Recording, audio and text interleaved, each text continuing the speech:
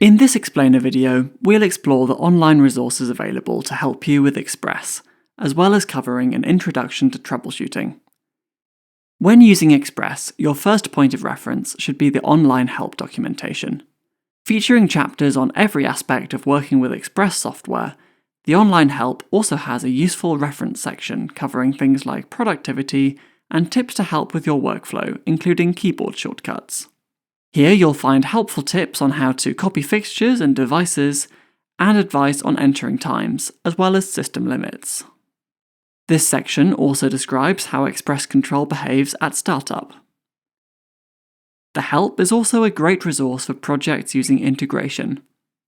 As well as online help, there's a whole host of other resources at pharoscontrols.com.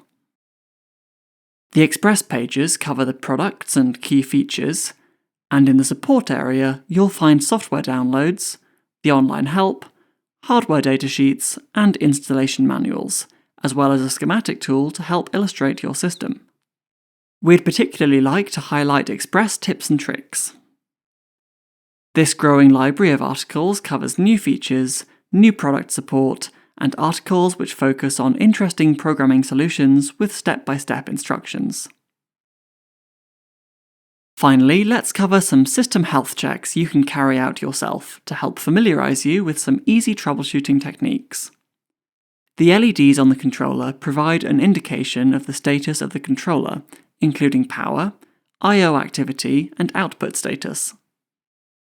These LEDs and what they mean are documented both in the online help and the installation instructions. Also in the installation instructions, you'll find details on error codes, resetting the controller, the hardware watchdog, and the RJ45 LEDs, which indicate network status. You can also use the test modes on the rotary dial to verify output on local DMX and DALI ports. Now let's review the controller's web interface. Remember, the web interface must be accessed using the same local network that Express Control is connected to, and you need to know the controller's IP address, which you can type into the browser's address field.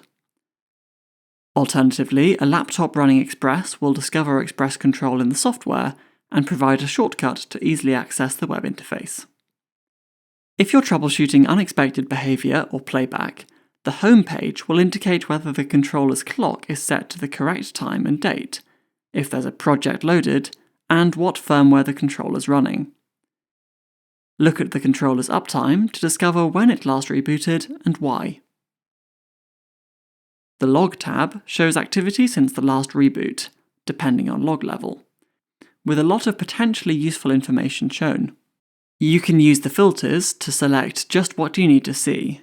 For instance, if you're only testing connectivity, activity and response on the input and output ports. The final page to highlight here is Output. Here, you can see what the controller is outputting on each of the patched DMX universes. This is captured just before the data is sent on the port, so it's a great confidence monitor. Bear in mind that the values on screen refresh at a lower rate than the controller's true output. This is also where you can park channels, a hard override that ignores all programming and playback, useful during commissioning or troubleshooting to force a channel to full, to 0, or any other level. You can unpark a channel like so. We hope these videos have given you the information you need to get started, and the confidence to explore the benefits of using Pharos Express for your next project. Thank you for watching.